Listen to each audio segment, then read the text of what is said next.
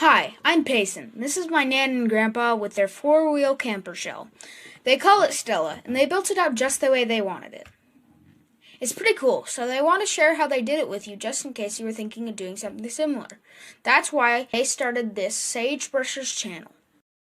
They represent two definitions of sagebrushers. The first is where they like to camp or boondock, often in sagebrush country, in and around the Great Basin area.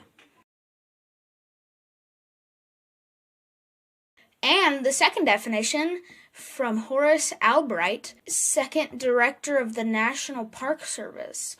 It reflects the way they like to visit national parks by wild camping, overcrowded lodges, and park campgrounds.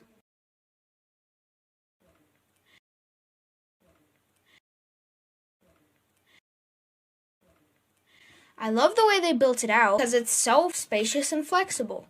It has 4 roomy interior setups or modes.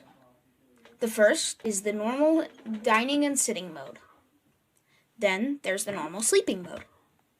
And the lounge mode, also used for stealth camping with the top down. And finally, my personal favorite, the lower bed for grandkids mode. So, on this channel, they will start off by posting build-out videos showing camper mods inside the Hawk shell.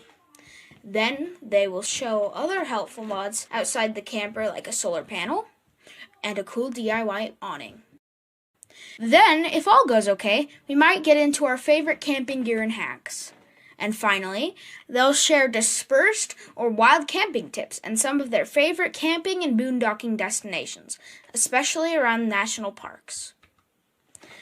Major mods include the kitchen, the table, the water system, the gray water system, 120-volt AC, the fridge, storage, and last, but certainly not least, the bathroom.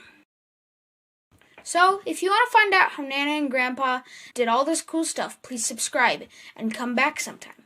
If you liked our video, please hit the like button so I can keep my clients happy. Enjoy the videos, and thank you.